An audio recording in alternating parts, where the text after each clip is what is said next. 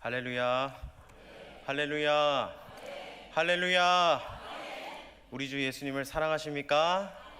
예수님은 어제나 오늘이나 영원토록 동일하신 분이십니다. 믿습니까? 우리 옆 사람 축복하길 원합니다. 참 잘 오셨습니다. 한 번 더 인사하실 때 예수님께서 당신을 정말로 사랑하십니다.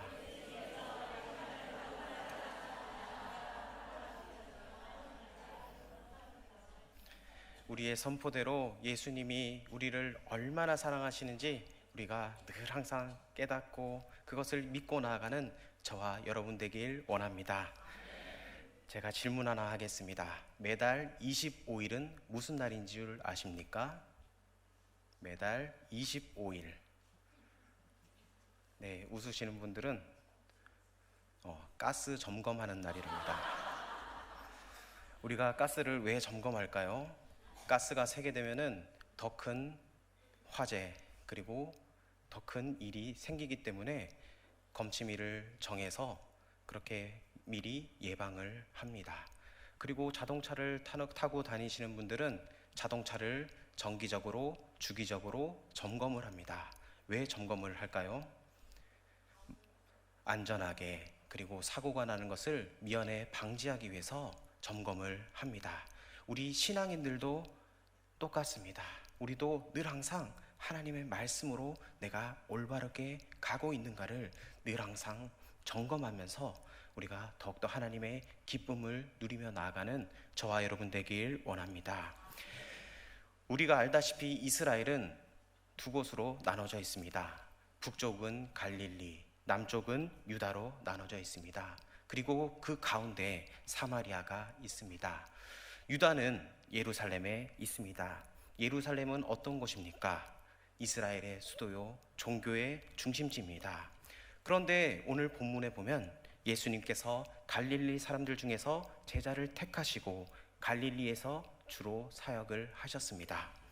그래서 사람들은 예수님이 갈릴리 사람이라고 오해하여 그리스도가 어찌하여 갈릴리에서 나오겠느냐 이렇게 반문했습니다. 예수님께서는 성령으로 말미암아 동정녀 마리아에게 나시고 몸으로 잉태되셔서 베들레헴에서 탄생하셨습니다. 예수님께서 갈릴리 지역에서 사역하신 이유가 있습니다. 유대인들이 예수님을 죽이려 했기 때문입니다. 오늘 1절에 보면 그 후에 예수께서 갈릴리에서 다니시고 유대에서 다니려 아니하심은 유대인들이 죽이려 함이러라 이렇게 말씀합니다. 유대인들이 예수님을 죽이려 했기 때문에 예수님께서는 갈릴리 지역에서 사역을 하셨습니다. 그러나 예수님께서 유대인들을 두려워하시거나 죽음을 두려워하신 것이 아닙니다. 오늘 6절에 보면 예수님께서 내 때는 아직 이르지 아니하였거니와 너희 때는 늘 준비되어 있느니라 이렇게 말씀합니다. 예수님께서 십자가에 못 박혀 죽으실 때가 아직 되지 않았습니다. 예수님께서 십자가에 못 박혀 죽기 전에 할 일이 남아 있었기 때문입니다. 그래서 예수님께서는 유대 땅에 가시지 아니하시고 갈릴리 지역에서 사역을 계속하셨습니다. 예수님께서는 전지전능하신 하나님이십니다. 그래서 예수님께서는 과거, 현재, 미래까지 다 아십니다. 예수님께서는 사람의 속을 꿰뚫어 보고 계십니다. 예수님께서는 지금 유대 땅에 가서 사역하다가 죽을 수도 있다는 것을 아셨습니다. 만일 여러분이 이런 일을 당한다면 여러분들은 어떻게 하시겠습니까? 우리 예수님께서 말씀하신 대로 하면 됩니다. 마태복음 10장 23절에 이 동네에서 너희를 박해하거든 저 동네로 피하라. 내가 진실로 너희에게 이르노니 이스라엘의 모든 동네를 다 다니지 못하여서 인자가 오리라 이렇게 증언합니다. 복음을 증거하다가 붙잡혀 순교하는 것은 영광입니다. 그러나 거기 가면 죽는다는 것을 알면서도 거기에 갈 필요는 없습니다. 붙잡히면 순교하지만 그것보다 더 중요한 것이 있습니다. 복음을 한 사람에게라도 더 전해서 더 많은 사람들이 구원을 받게 하는 것이 더 중요합니다. 북한에서 순교한 성도들이 많지만 빈약했던 남한 교회들이 북한에서 남한으로 피난 온 교역자들과 성도들로 인해서 부흥하게 되었습니다. 우리나라도 전쟁 때 많은 피난민이 내려와서 부산에 많은 교회를 세웠습니다. 우리가 대표적으로 알고 있는 영락교회도 부산 영락교회가 있고, 그리고 대청교회, 그 외에도 많은 피난민들이 부산 땅에 와서도 그곳에서 교회를 설립하여서 하나님을 예배하고 있습니다. 그래서 그 피난 온 사람들이 모이고 또 모이고 기도하여서 오늘날 우리 한국교회가 부흥하는 기초가 되었습니다. 우리 한국교회 하면 어떤 이미지입니까? 전 세계에서 가장 잘 모이고 기도도 많이 하고 전도도 많이 하고 세계 선교도 많이 하는 그런 한국교회입니다. 그래서 요즘은 전 세계에서 한국교회를 주목하고 많은 전 세계 목회자들과 성도님들이 한국교회에 와서 한국식으로 예배하는 것을 또 보고 그들이 감명을 가지고 자기들 나라에 가서 함께 예배드린다고 합니다. 그래서 코리안 스타일 기도가 있습니다. 뭐겠습니까? 주여 삼창, 주여 주여 주여. 영어로 로드 하지 않고 코리안 스타일로 주여 주여 주여. 외국인들이 이렇게 기도를 한다고 합니다. 이 주여 삼창이 대표적입니다. 오늘 본문 2절에 보면 유대인의 명절인 초막절이 가까운지라 이렇게 말씀합니다. 초막절은 유월절, 오순절과 함께 유대인들의 3대 명절입니다. 초막절은 장막절이라고도 하는데, 초막절은 이스라엘 백성들이 광야에서 40년 동안 고생하던 것을 기억하기 위한 절기입니다. 초막절이 되면 온 가족이 광야에 나가서 천막을 치고 그 뜨거운 광야에서 한 주 동안 생활을 합니다. 그리고 그곳에서 하나님의 말씀을 읽고 하나님의 말씀을 토론하고 예배드리고 기도하며 은혜 가운데 보냅니다. 초막절이 되면 많은 사람들이 예루살렘에 모였습니다. 12상 이상 되는 사람들은 다 그곳에 모여서 하나님께 예배를 드렸습니다. 사람들이 광야로 많이 모였을 때 예수님께서 오병이어의 그 기적으로 5,000명, 남자만 5,000명, 여자 어린이 포함한 약 2만 명을 모였던 것처럼 수많은 사람들이 모여서 그 사람들을 먹이신다면 무슨 일이 일어나겠습니까? 그래서 예수님의 형제들은 예수님께 이렇게 말합니다. 3절과 4절을 우리 다시 한 번 더 읽어보도록 하겠습니다. 시작. 그 형제들이 예수께 이르되 당신이 행하는 일을 제자들도 보게 여기를 떠나 유대로 가소서. 스스로 나타나기를 구하면서 묻혀서 일하는 사람이 없나니 이 일을 행하려 하거든 자신을 세상에 나타내소서 하니. 아멘. 예수님의 형제들은 예수님께 왜 이렇게 말을 했겠습니까? 사람들이 예수님을 임금으로 모시려고 하는 것을 예수님의 형제들은 보았기 때문입니다. 그래서 만일 예수님이 출세하시면 가난에서 벗어날 것이고 출세할 것이라고 생각을 했습니다. 그들이 이렇게 생각한 것은 옳다고 여길 수 있습니다. 예수님께서 메시아신 것을 예수님의 형제들이 전혀 몰랐거나 믿지 않은 것이 아닙니다. 예수님의 형제들은 유대인들처럼 예수님이 메시아라고 생각을 했지만 그들은 잘못된 메시아관을 가지고 있었습니다. 예수님의 형제들은 다윗 왕이나 모세와 같은 메시아가 유대를 세계의 최강으로 나라로 만들어질 것이라고 그렇게 생각을 했습니다. 예수님의 형제들이나 유대인들은 이사야 53장에 나오는 그 순환의 종으로 메시아에 온 것을 믿지 않았습니다. 그것을 받아들이지도 않았고 생각하기도 싫어했습니다. 그들은 메시아가 고난을 받는다는 것이 말이 되지 않는다고 생각했습니다. 그들은 성경을 받아들이지도 않고 자기 좋을 대로 생각을 했습니다. 이것이 큰 실수요 잘못입니다.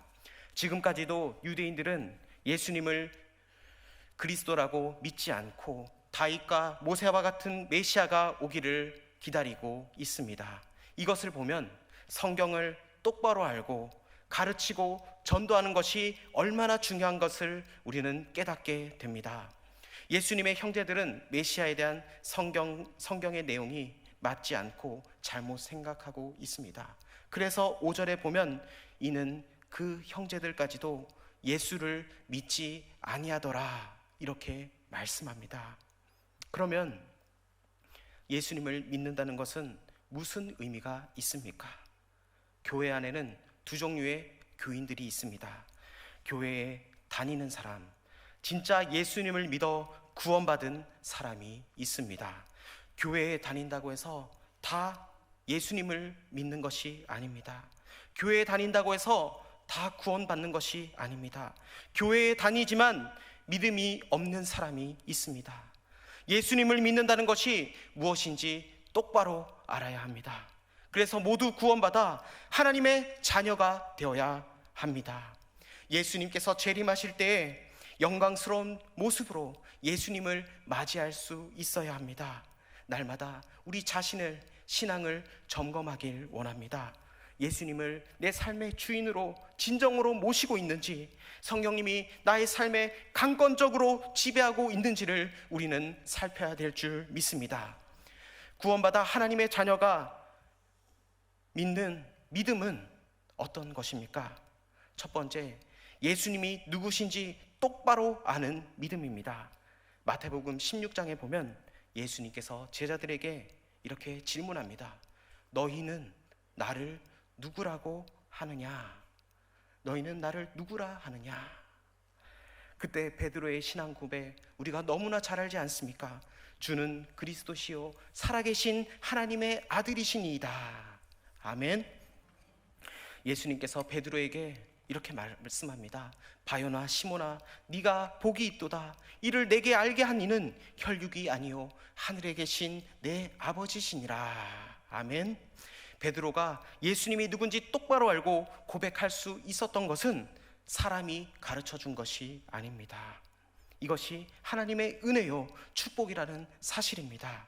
예수님께서는 하나님의 아들이시기 때문에 전지전능하신 창조주이십니다. 예수님께서는 우리의 생사화복을 주관하시는 하나님이십니다. 예수님께서 우리를 사랑하셔서 우리를 대신하여 십자가 지시고 죽으심으로 우리의 모든 죄를 대속해 주신 하나님이십니다. 그래서 예수님은 어제나 오늘이나 영원토록 동일하신 예수님이십니다. 예수님께서는 성품도 신실하시고 말씀도 신실합니다. 그러므로 예수님의 말씀은 진리입니다. 예수님께서 말씀하신 그대로 반드시 이루어질 줄 믿습니다.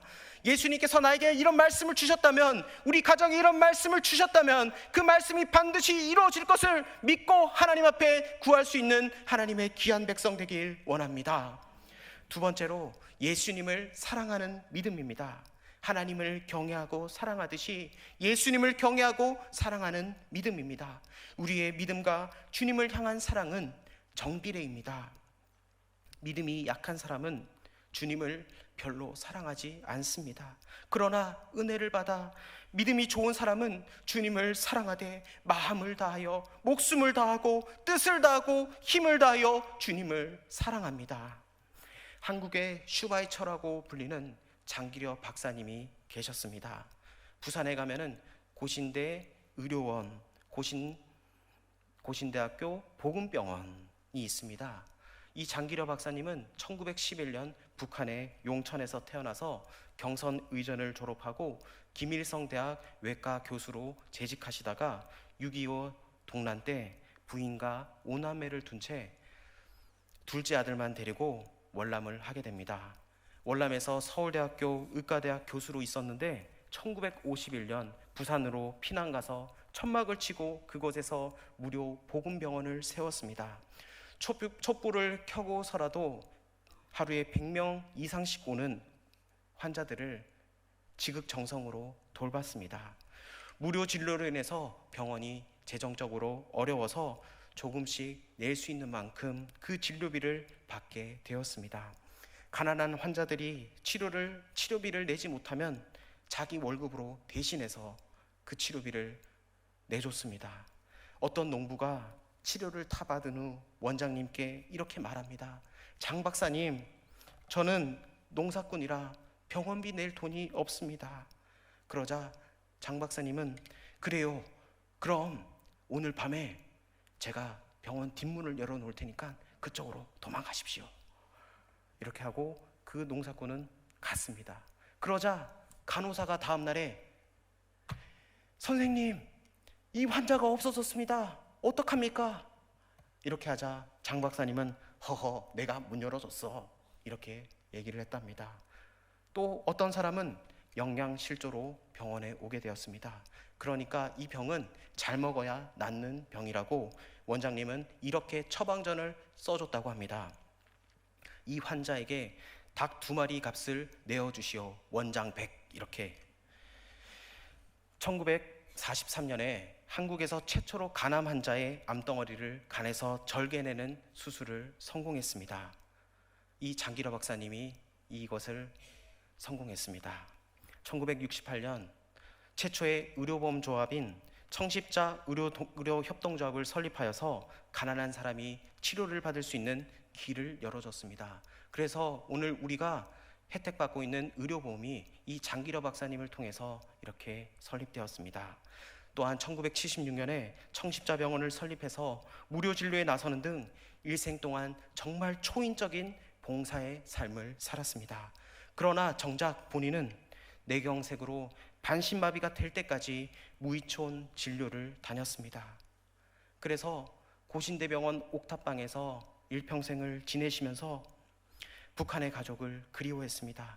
마지막 순간까지도 많은 서민들을 섬기다가 1995년 성탄절날 새벽에 하나님의 부르심을 받고 하늘나라로 가셨습니다. 사람들은 종종 그분을 바보라고 불렀습니다. 그러나 그는 평생을 예수님처럼 살고 싶어 했습니다. 그분이 이런 말을 남겼습니다. 의사가 된 날부터 지금까지 치료비가 없는 환자를 위한 책임감을 잊어버린 적이 없었습니다. 이 결심을 잊지 않고 살면 나의 생애는 성공이요, 이 생각을 잊고 살면 실패라고 생각을 했습니다.